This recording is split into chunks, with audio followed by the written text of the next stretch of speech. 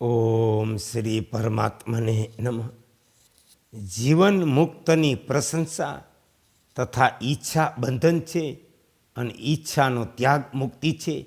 આનું વિસ્તારથી વર્ણન અને તેનાથી છૂટવાના ઉપાયનું નિરૂપણ શ્રી વશિષ્ઠજી કહે, એ રઘુકુળભૂષણ રામ, જેટલા અનર્થકારી સાંસારિક પદાર્થો છે તે બધાય જળમાં ભમરની જેમ જુદા જુદા રૂપ ધારણ કરી ચમત્કાર પેદા કરે, ઈચ્છાઓ ઉત્પન્ન કરીને ચિત્તને મોહિત કરે.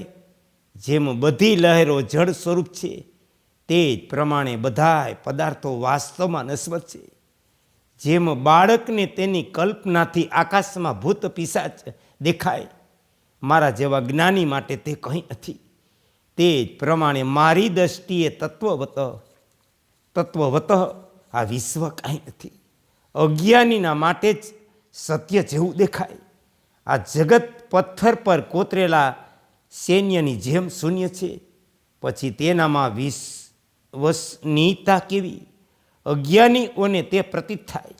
એ શ્રીરામ, જગતને જગત રૂપે જાણવું એ ભ્રમ છે અને આને જગત રૂપે ન જાણવું એ ભ્રમ શૂન્યતા છે.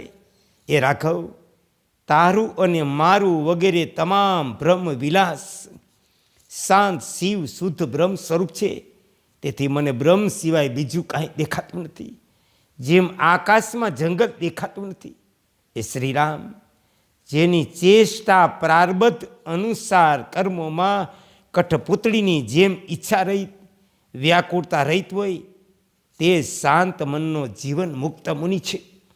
જીવન મુક્ત જ્ઞાનીને આ જગતનું જીવન વાંસની જેમ બહાર અંદરથી ખાલી એટલે કે શૂન્ય, રસહીન અને વાસના રહિત પ્રતીત થાય. જેની આ દસ્ય પ્રપંચમાં રુચિ નથી, હૃદયમાં જેને પરબ્રહ્મ સારો લાગે, તેણે જાણે કે બહાર ભીતરની શાંતિ પ્રાપ્ત કરી તે ભવ સાગરથી પાર થઈ ગયો. એ રઘુનંદન, શાસ્ત્રોજ્ઞોનું કહેવું છે કે મન ઈચ્છા રહિત થઈ જાય તે જ સમાધિ. કેમ કે મનને જેવી શાંતિ ઈચ્છાઓનો ત્યાગ કરવાથી પ્રાપ્ત થાય તેવી સેંકડો ઉપદેશોથી પણ પ્રાપ્ત થતી નથી. ઈચ્છાની ઉત્પત્તિ થવાથી જેવું દુઃખ પ્રાપ્ત થાય તેવું દુઃખ તો નરકમાં પણ મળતું નથી.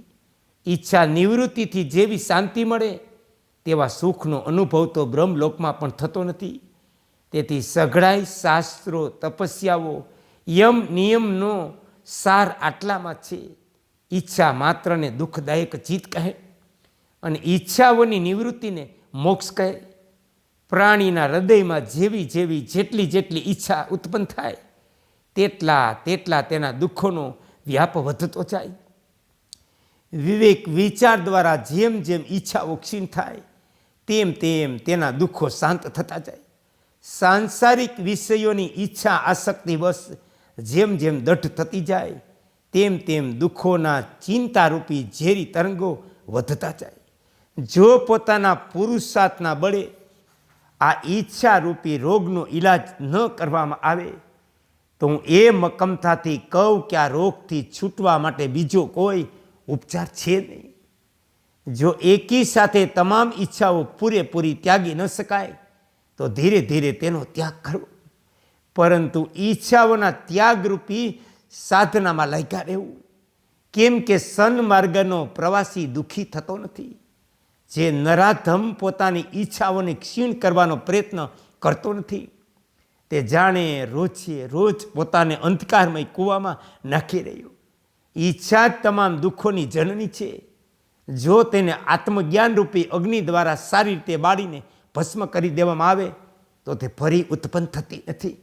એ રઘુકુળભૂષણ રામ, ઈચ્છા જ સંસાર છે. ઈચ્છાનો ત્યાગ નિર્વાણ છે.